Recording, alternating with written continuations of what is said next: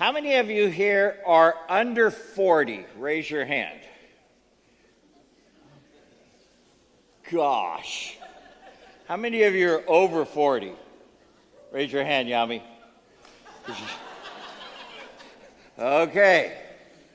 You say, what's the big deal? Well, 40 is kind of a biggie. Some don't remember 40. It was so far back, and others...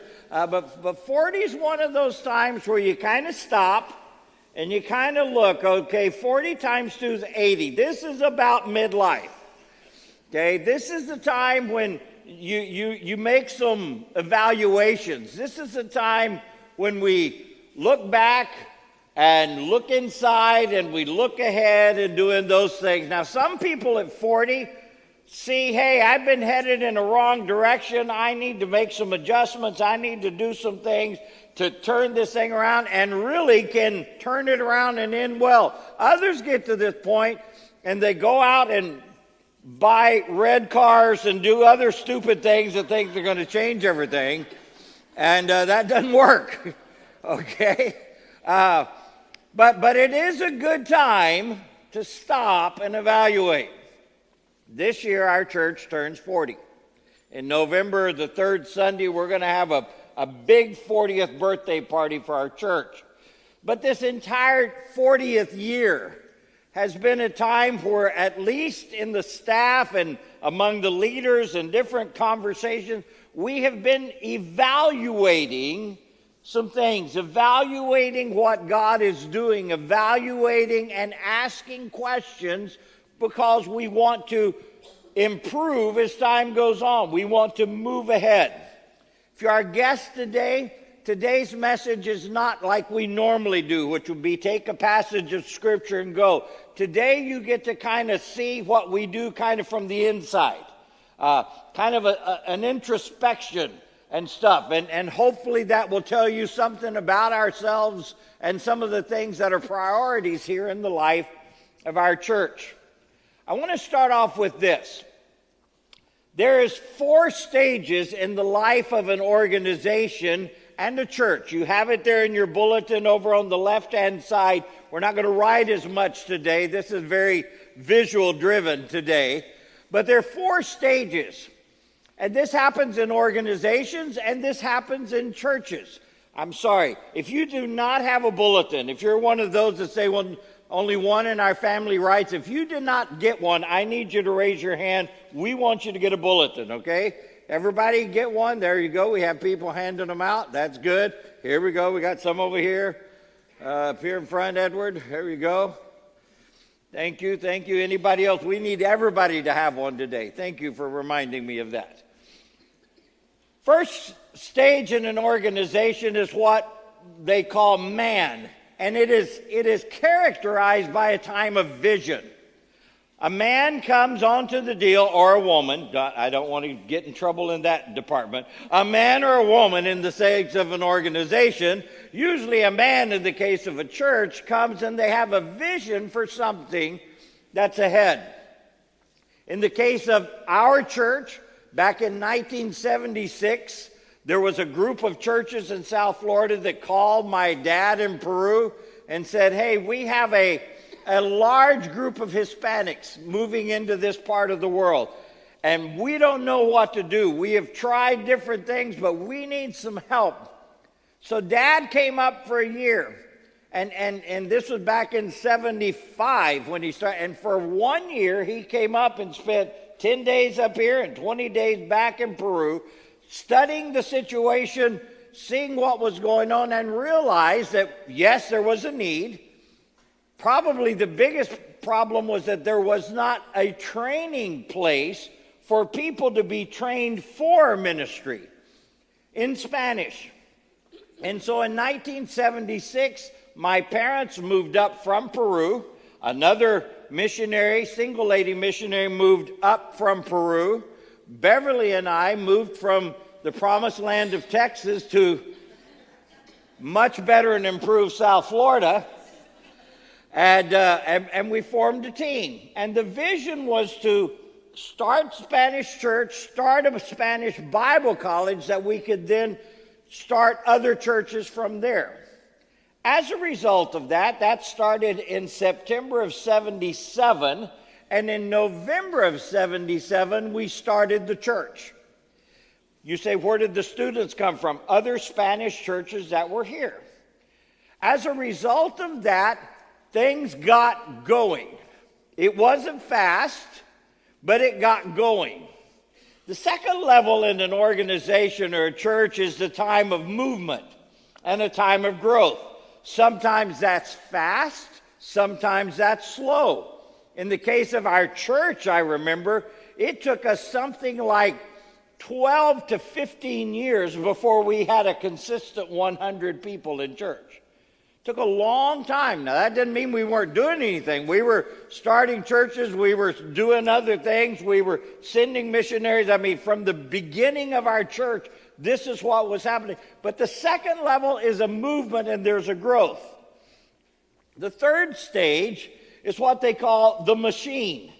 In other words, the growth gets going and it's kind of like, okay, now things get moving, and so all of a sudden it becomes kind of like a machinery keeping this going, and this is known as maintenance.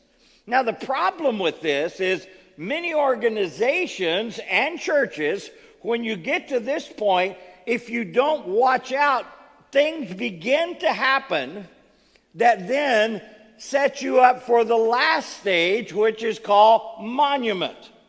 And at that level, everybody just thinks back and looks back on the good old days. That's it, when we used to be and what we used to be and what we used to be. All the people that talk about how good it used to be are old. It's always old, how it used to be. So for those of you who are in your 30s and you're looking at the young people to say and said, it's not like it used to be, that's because you're old. Let me help you a little bit, okay? And you're just hardening up. You're everything you complained about your parents being. Isn't that wonderful? That's why they left me here. Anyway, so these are the stages. Now, this doesn't mean everything has to happen that way. That's just kind of the cycle that it usually takes when left up to itself. I can look around and I can think of churches that I've seen all of this happen to. I mean, I've seen it, and I've seen others who were going in this direction, and yet somewhere up there in over the top, in the machine stage, God gave somebody a new vision. God gave somebody something, and instead of taking the nosedive into monument, it kind of started again and went back up again. I can think of one church in particular that had a big impact on our work in Peru. That was a big church, but then it began going down. But it was so big, they didn't realize that they were losing 200 to 300 people a year. Well, you do that for 20, 30 years, all of a sudden you're losing a lot of people. And everybody's just always talking about the good old days. But then they turned around and they saw some of the realities, and God gave them a new vision. And today they're back up bigger than they ever were before. So it doesn't have to go that way. You have inside your bulletins a sheet called When Giants Fall. I don't want you to read it now.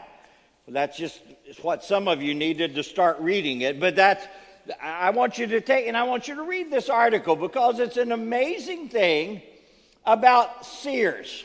How many of you remember when Sears was the biggest, the best, the most wonderful thing? What is it today? Not there. And even when they buy out and pair up with Kmart, that means what? That means they can both go downhill together. How many of you remember when Kodak was the word in photography? It's not anymore. And everything we've just talked about, you can see that in this. And there's some lessons to be learned from that for churches too. And that's what that article is in there for.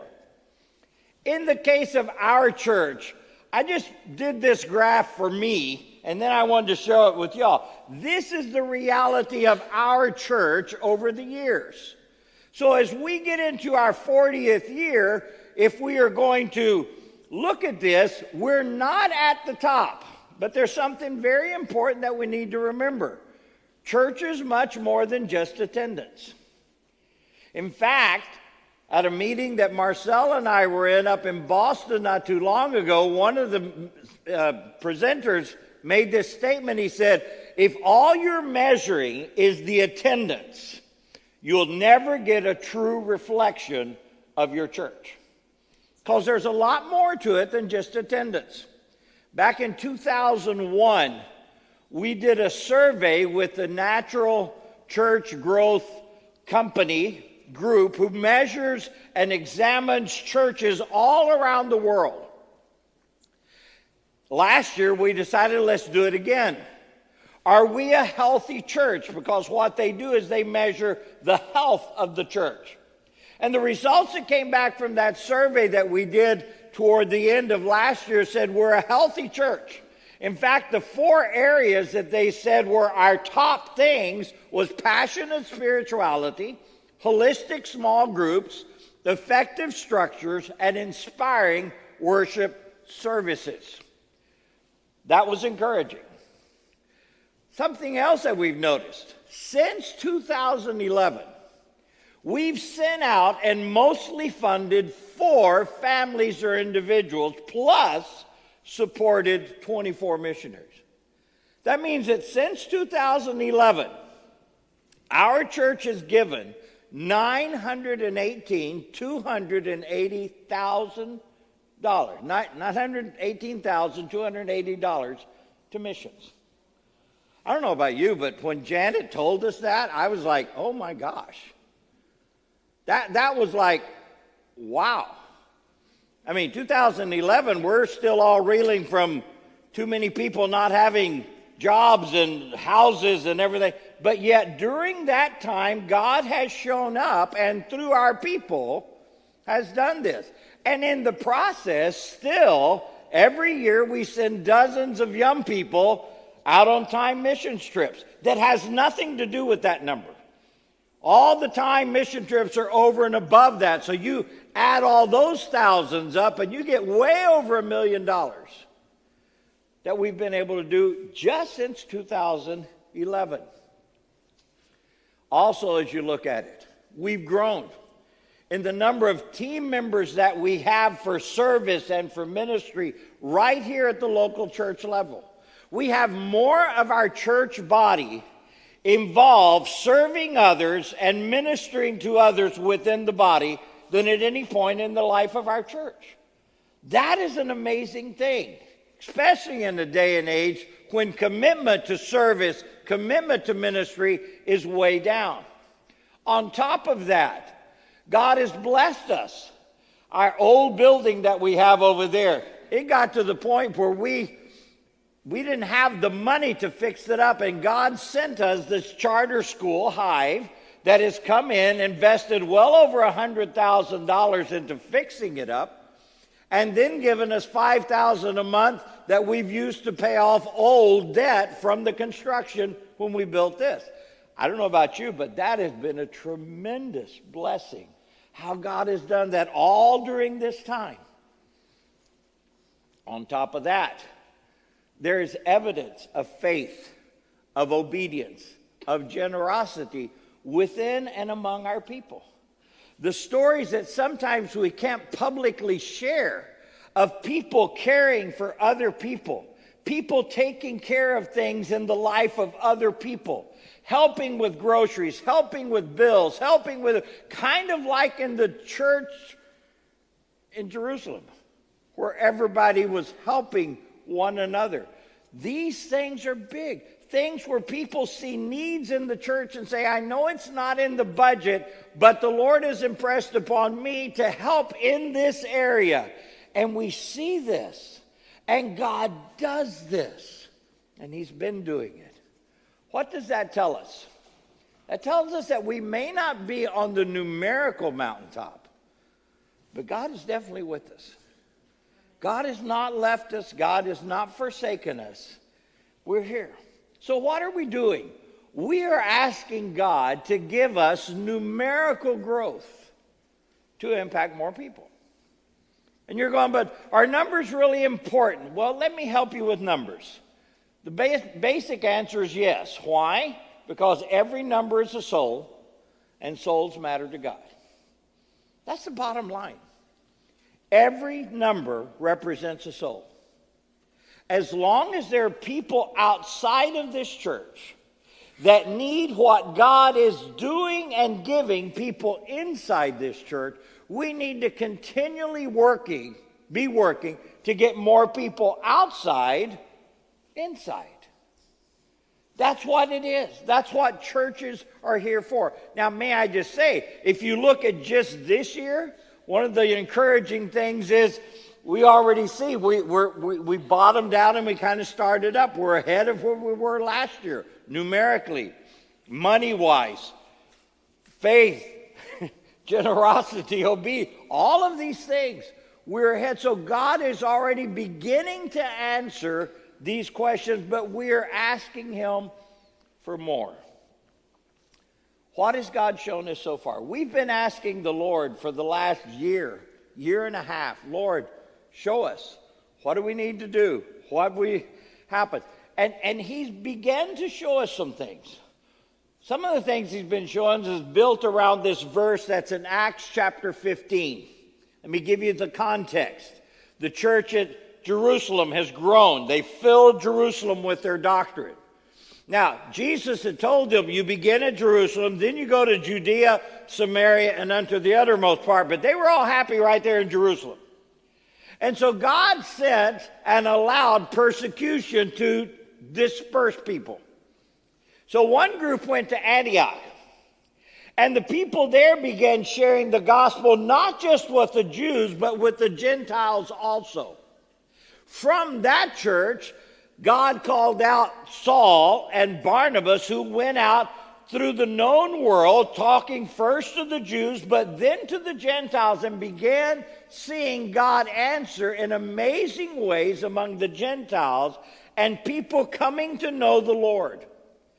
As that happened, there were groups of people who were saying, but look, it's great that they're saved, but they need to become like us Jews. They need to become Jews in order to really be saved. And so they had this big meeting in Jerusalem. And in this meeting, Paul is talking about how God had been working and what he had been doing among the Gentile world and how he had been working and people were coming to the Lord and all that.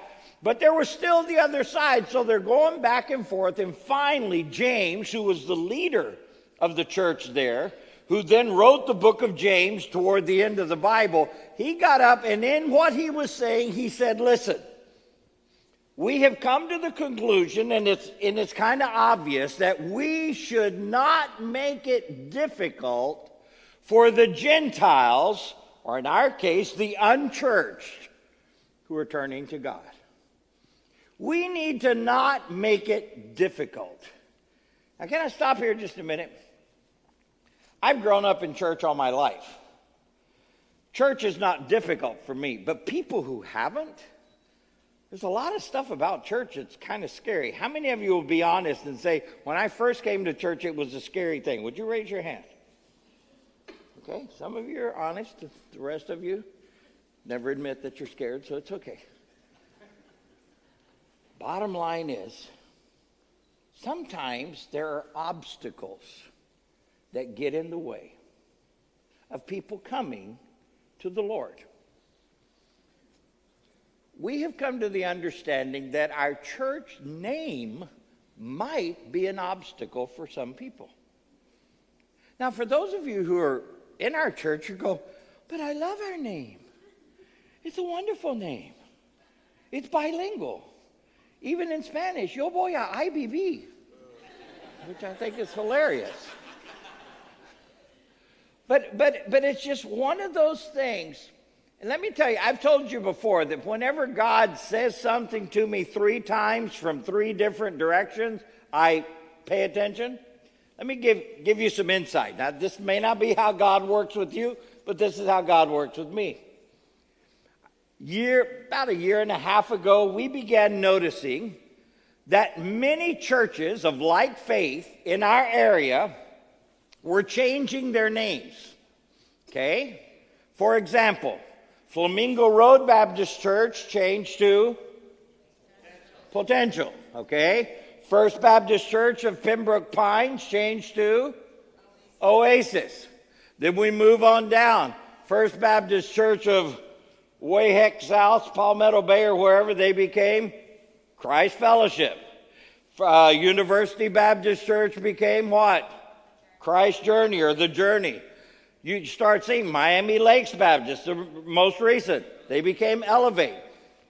We noticed this, and to be honest, I'm being very as a joke, we sat around staff meeting going, what would we call ourselves if we were going to change? And there were some names that will not be mentioned here, but it was just kind of funny. Because we understand that if we are trying to reach English and Spanish, our name has to be bilingual. That can get a little tricky. Okay? I'll be honest, one of my favorite ones that we've received here recently was when one group said we need to name our church Chocolate.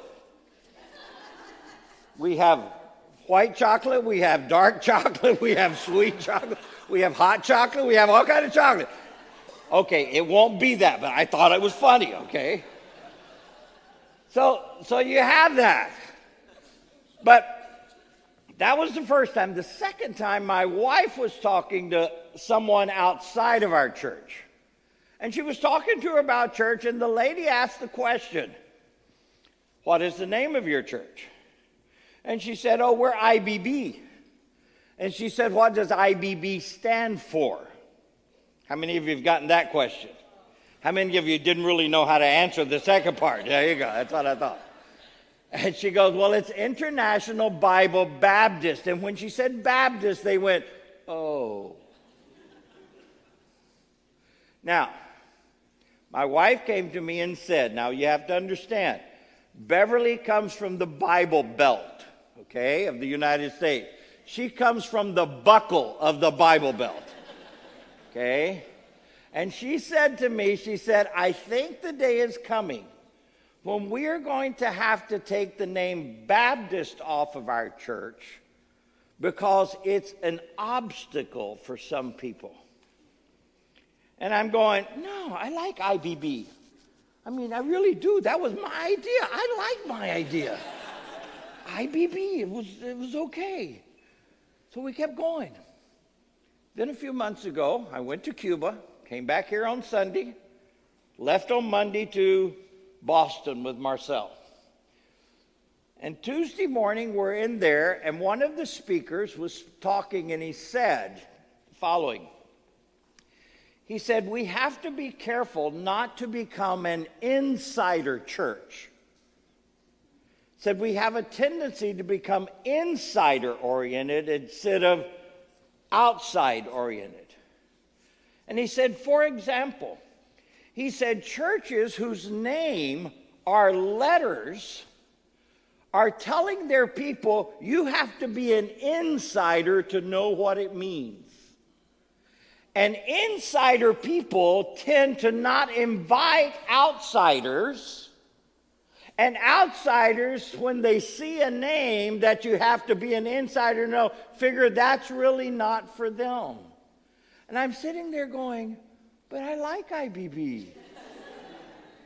And so at the end of it, he finished speaking, and they said, look, the speakers are available if you want to talk to them, whatever. And I reached in my pocket. I had my business card, and I went up, and I said, hi, my name's Russell Johnson. I'm pastor of IBB. I said, now let me explain why we are IBB. And I gave him my IBB speech.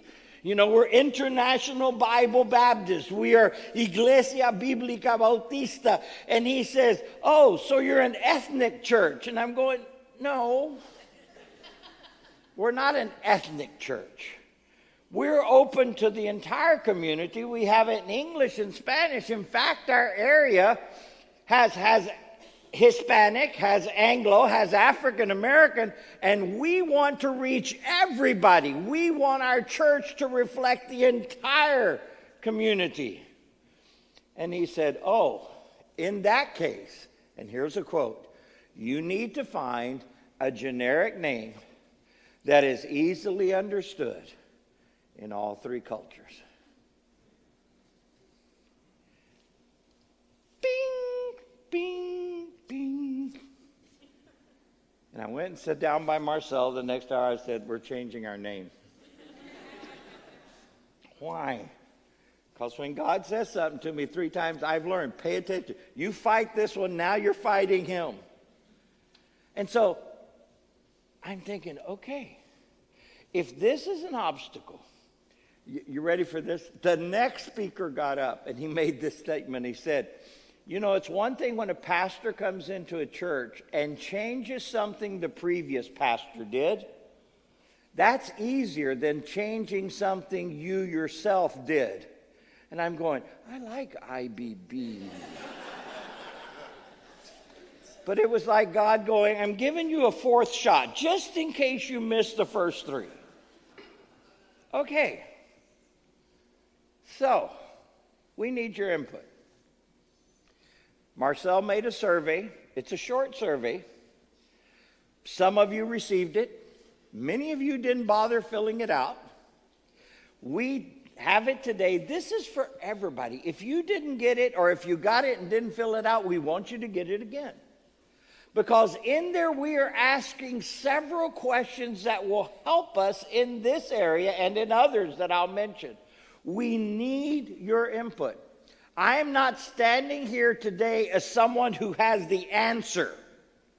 I'm putting forth the question because we want God to use all of us to come up with the answers for what's ahead. So I need you to do that, and I need you to do that today. I need you to get it as soon as church is over from him. So again, obstacle number 1 may be our name.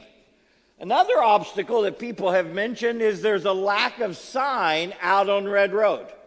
It's like people drive by and there's these things and they don't know what it is. There's trees, and by the time you go by, you miss the fact, and all you see is IBB. And then I've had friends, now mind you this, it says, but your church is a Spanish church. And I said, no, it says IBB church. He said, no, that first word was iglesia, and never read past the first word.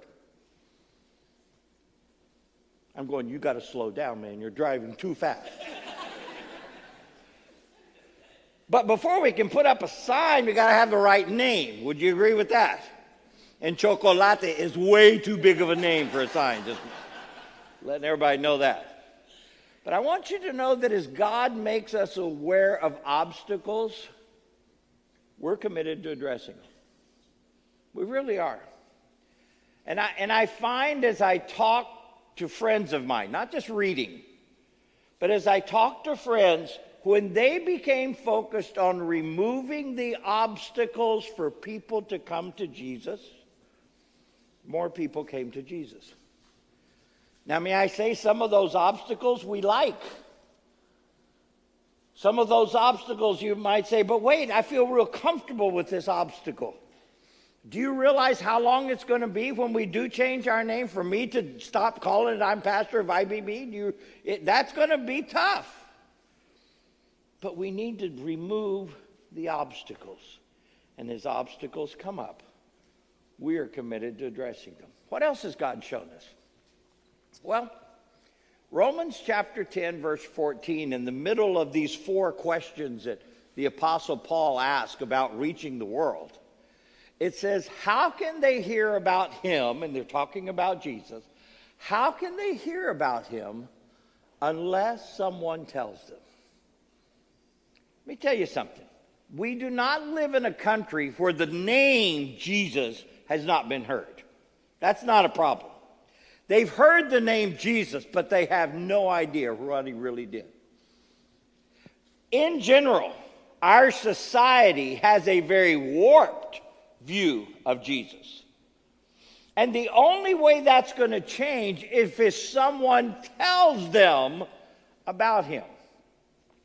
In the survey so far, around this idea and question of what hinders you from inviting unchurched friends and family to church and why, we've seen three things. Number one is personal fears of rejection and a lack of faith. People say, I don't invite people because I'm afraid when I do, they're going to tell me no. I'm afraid of that rejection. Second thing is they're afraid that if people ask them a question that they don't know how to answer, they're going to feel foolish. And so there's a Bible knowledge component to why. A third one is a lack of priority. Some honestly admitted, I'm too busy to invest in others and invite them. I'm too distracted by work or by the daily routine. I just don't think about it. Let's address these three. Number one, there was a book written by Tom Rainer, and it appears in two different covers if you go by cover. And it was called The Unchurched Next Door. In it, they did a big study survey across the entire country about why people do not invite others and how people react to. And this was very widespread. This was not just in one locale. They came up and divided people into 5 categories. U1, which is unchurched, 1, 2, 3, 4, and 5. They found that there were 11% of the people were highly receptive to an invitation to come to church or to talk about Jesus. 11% highly receptive. And U2, 27% were receptive. Maybe not highly receptive, but receptive. Now I want you to stop right there. That means that over 1/3 of the people you talk to, you stand a good chance of them saying, yes, I'll come with you. Yes, I'll come with you. Give me a third. U3s are neutral. In other words, it's not a positive or a negative. It's just kind of like not there. They'll listen to you because they're not against it. They're not for it. They're not just going to, let me reschedule things tomorrow. But it's okay. So now the numbers go up from 38% to 74%. Now, better than 3 out of every 4 people, you stand a positive chance of them saying, sure, maybe I can't come this week, but I'll come to the following. Okay, maybe I'm not into just visiting church, but you said something about steak. Sure, I'll come to the men's steak night. I'll be glad to come. With the right invitation, not the right advertisement, the right invitation, 3 out of 4 would say, yeah. You keep going down, U4s are resistant. They've maybe had a bad experience. They're resistant, but they're not antagonistic. Only 5% of our nation is outright antagonistic. Now think about that. How many of you are in some form of sales of some kind? You sell something. Anybody?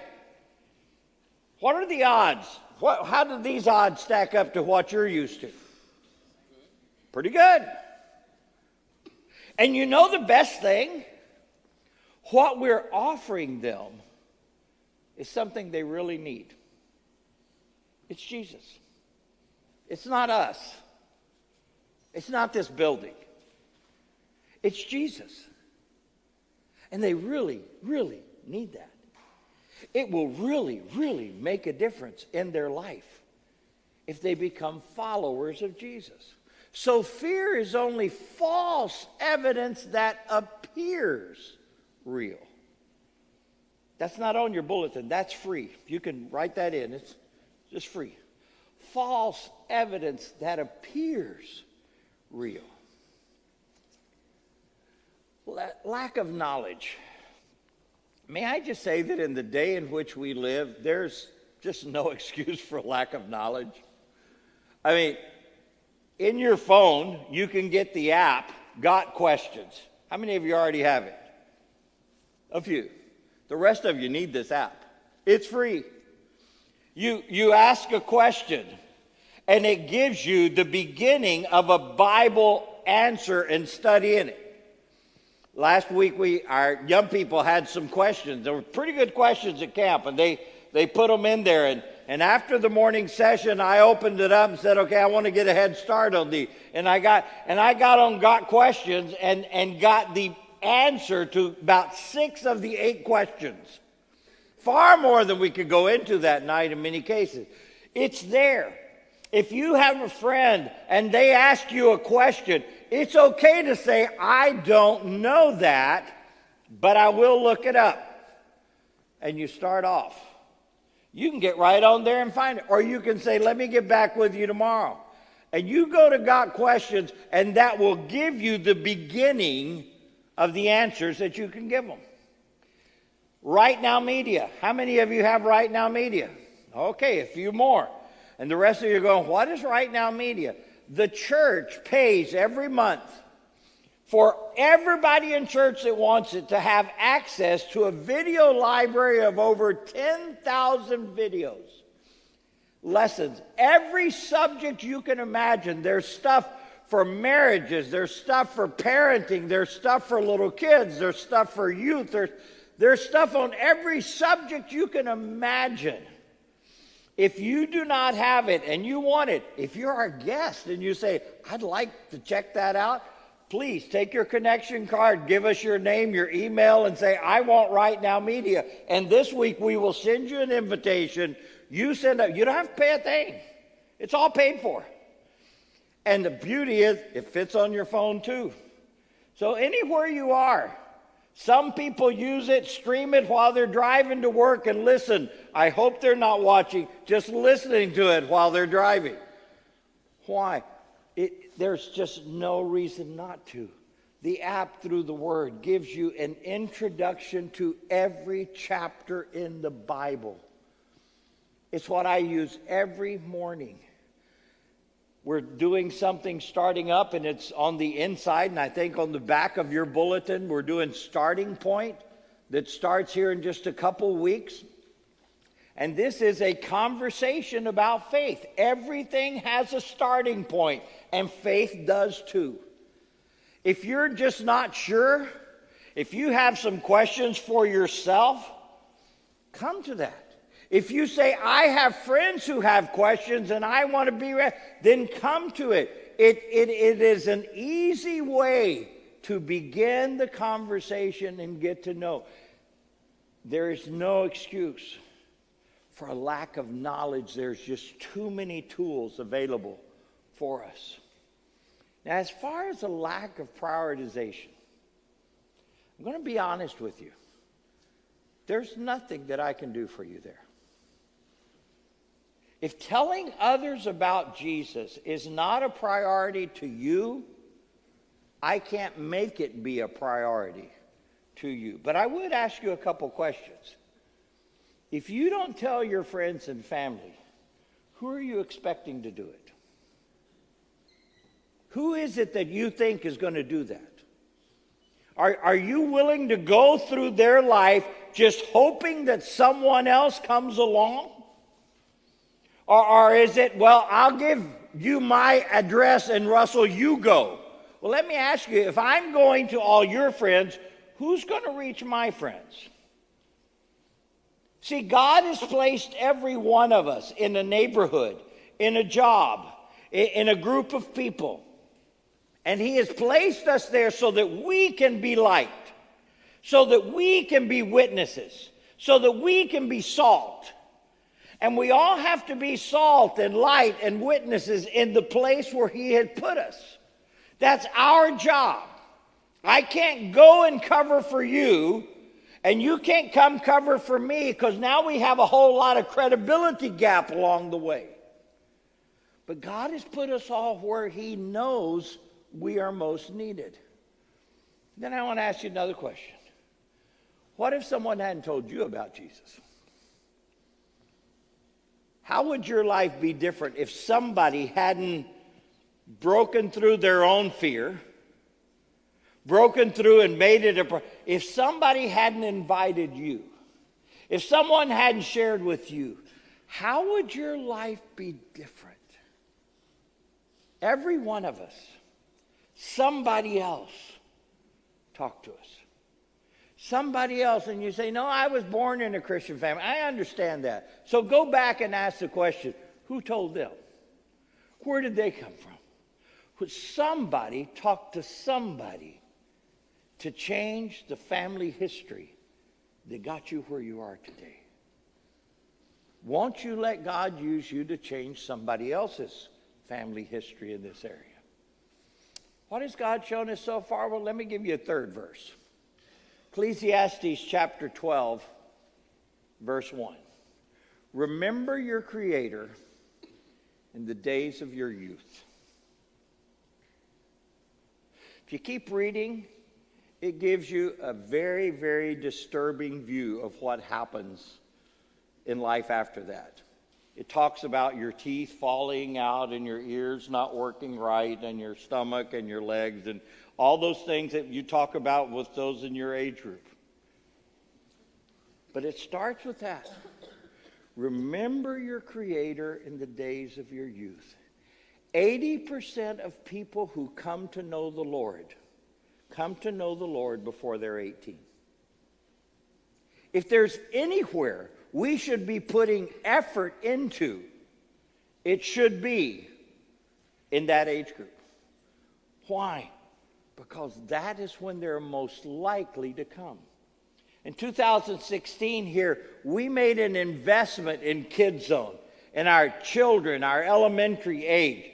We made investment of people, we made investment of finances, we redid 2 or 3 rooms upstairs, we did all kinds of things, we formed new teams, and you know what? It has made a difference. It has made a difference in the lives of your little ones. And it is fantastic. It's amazing. Anywhere we actually make an investment, it pays off. When we just try to think, well, it'll just be okay, that's when it's not. But where we invest time and effort and resources, it does make a difference. In 2017 and in 2018, we want to make an additional investment in our youth. And you say, why additional? Because we're already investing in our youth. This is not like we're starting something new. But we're saying over and above what we're already doing, we feel we need to do more. Why? Because youth are not the future of our church. They are the present and the hope for the future. Who is going to be the pastor of Chocolate Church in 30 years?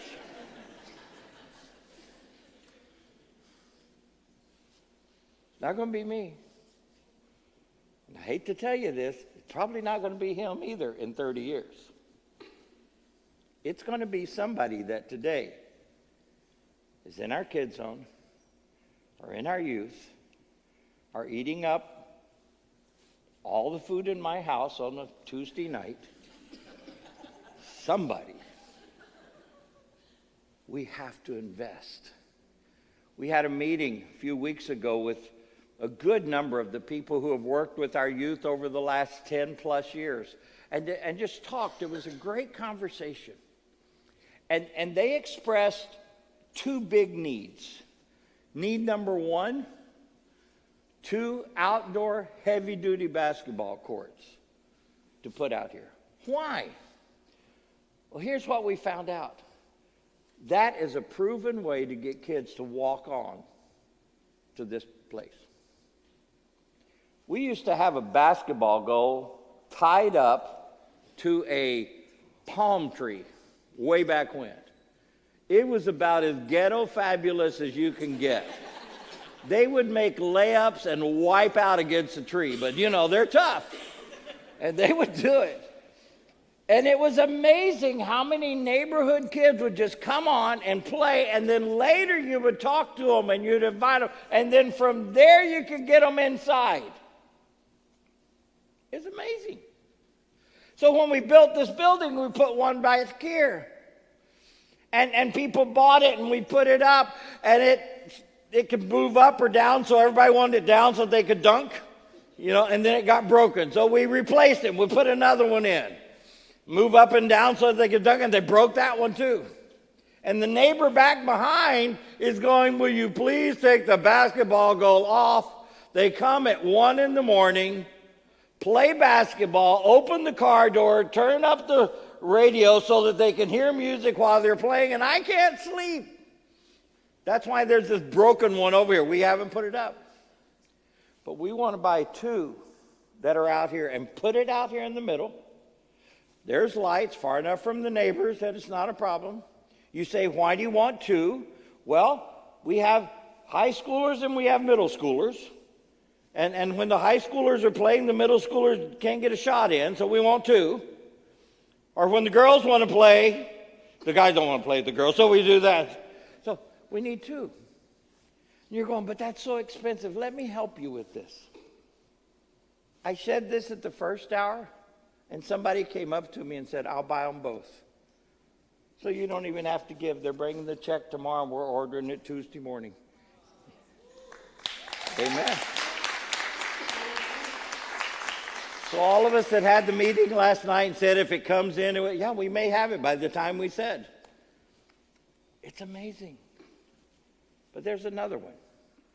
I said there's a long-term need.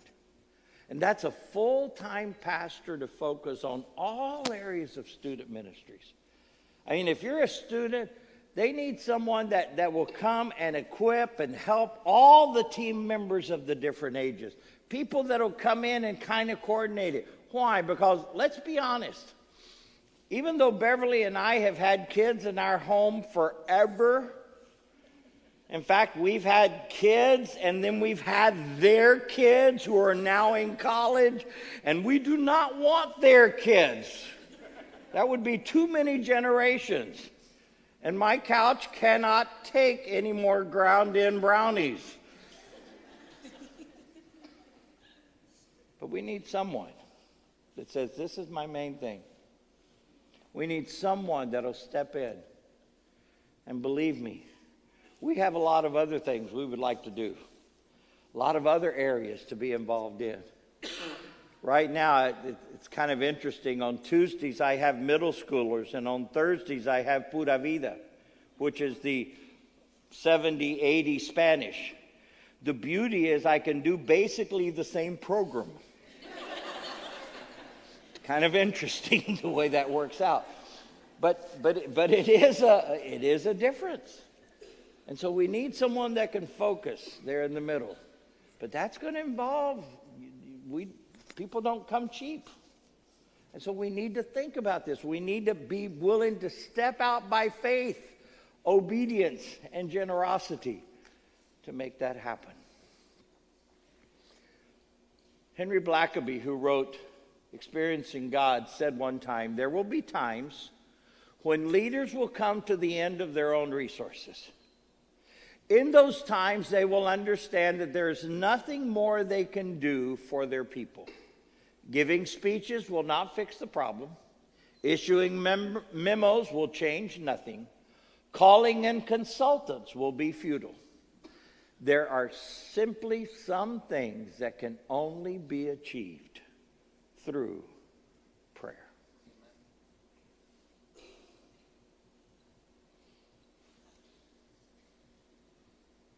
I don't know anything else any of us on staff can do or say.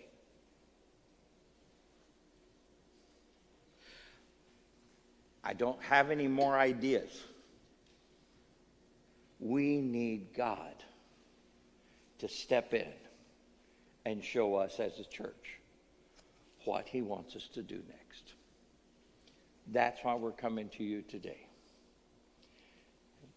Inside you have a sheet that says, "Together we fast and pray." Would you take that out, please? It's a little card there.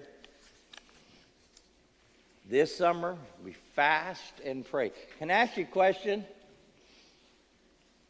How many of you are scared by the word fast? Anybody scared by that word? Yeah, I see a few. Yeah, that's honesty. The rest of you go, "No, I just ignore it. I don't worry about it." What we are asking is the following. We want every Wednesday, all summer, for our people to fast and pray. Now, what does it mean to fast? To fast means to give up something to remind you and give you time to pray. It's not starvation, okay? It simply means you may choose to give up a meal. You may choose to give up lunch, and that lunch hour that you would take at work, whether it's 30 minutes or 20 minutes or an hour, okay, instead of eating, I'm going to take that time, I'm going to find a space, and instead of eating, I'm going to pray. That's fasting. It may be music. Some of you have never heard the sounds of birds because the headphones are in. And you know what? It's kind of hard to hear God sometimes when the headphones are in. So maybe we take a day and say, you know, on Wednesdays, I'm just going to take the headphones out all day. You're going, and just take some time and pray. Or maybe it's television. I don't watch that much television. Do you watch the news? Well, yeah. Okay. Don't watch the news that day. Social media, entertainment, exercise routine, whatever it is. Give up something that day to take the time to pray. Now, let me help you with one thing, because some of you are already looking for loopholes. I can see it in your eyes.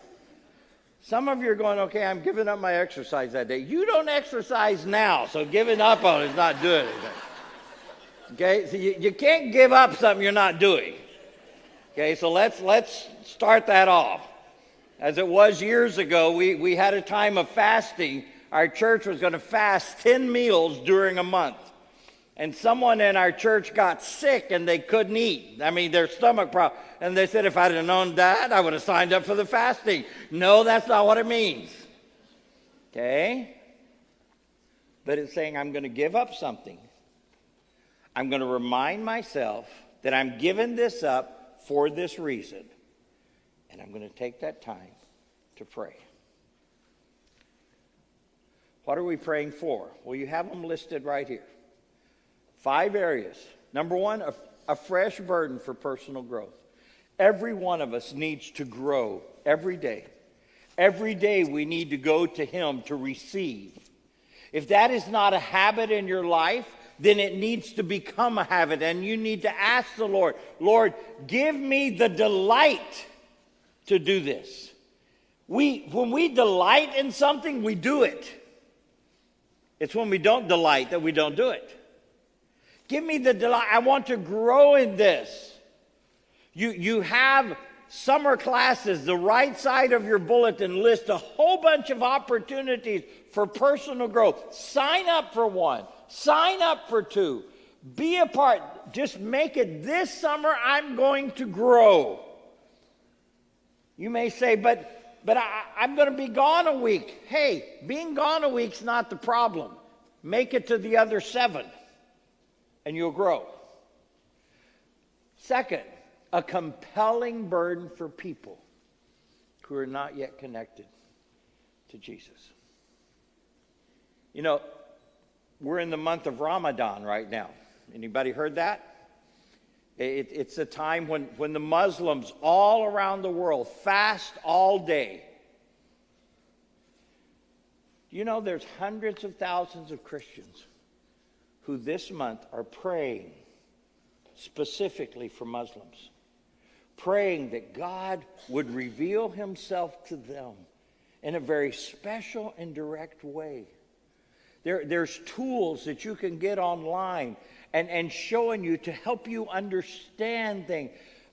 Pray that God give you a burden for people. In the thing we just received from Karina, it had a link for 30-day prayer thing for Muslims. I followed that link. I found all kind of resources, wonderful stuff. Downloaded it for my phone so that every day I'm already praying for them, but now I can pray more effectively for them.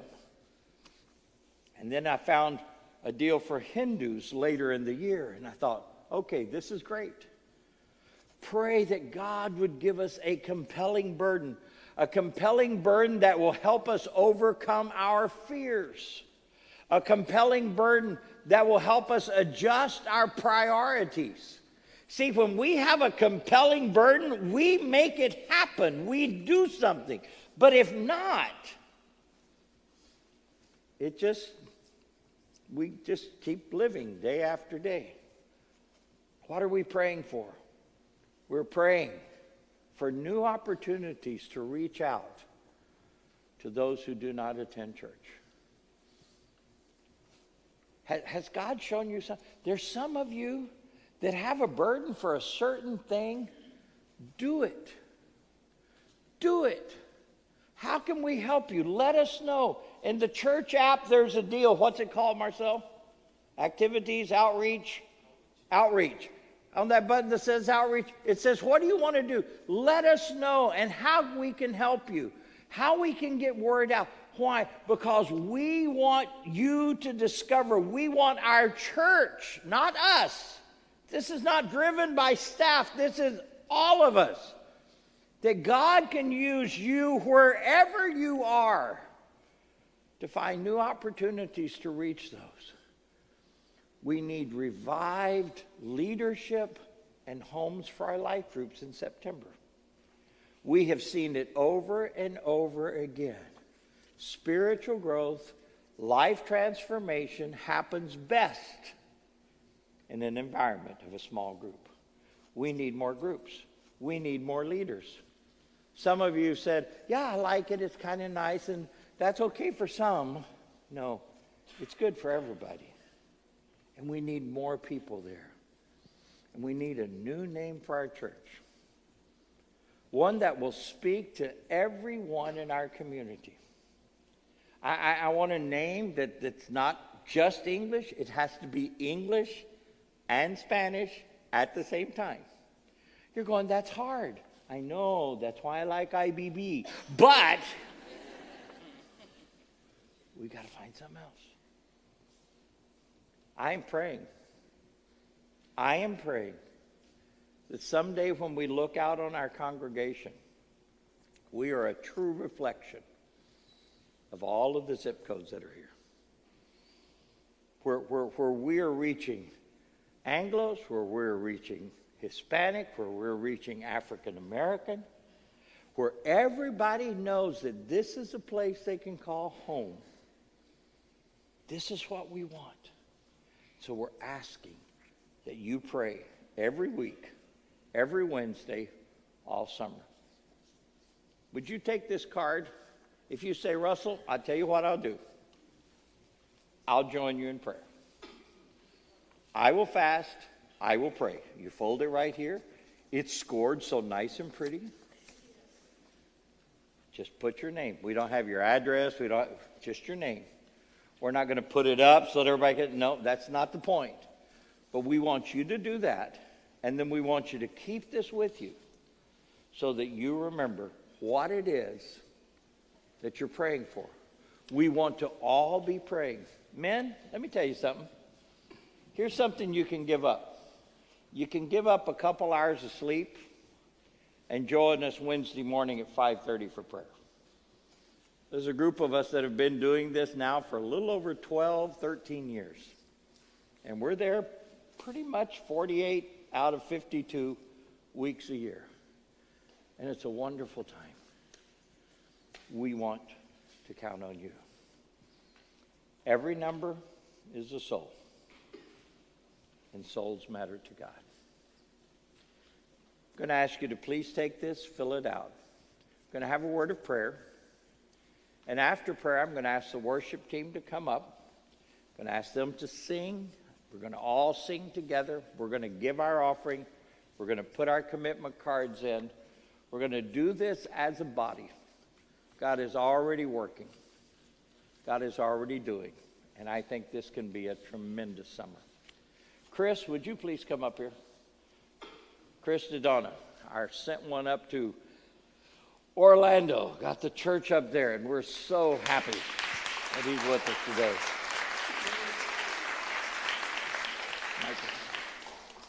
I'm going to ask Chris to lead us in prayer at this time. Kind of help us commit ourselves to this, and then do it together, okay? Right. Please lead us. Jesus, Lord, I pray that as IBB moves into the next season of their church, Lord, that you would speak to them, Holy Spirit. Give everyone ideas and names that will speak to the community. And Lord, this church has had such a tremendous impact on my life and so many lives here in Miami and all around the world. So Lord, I pray for an even bigger impact as we move into this next season. And Lord, thank you for the leadership here. And thank you for the generosity of this church and the way they lead other churches and challenge other churches to be generous.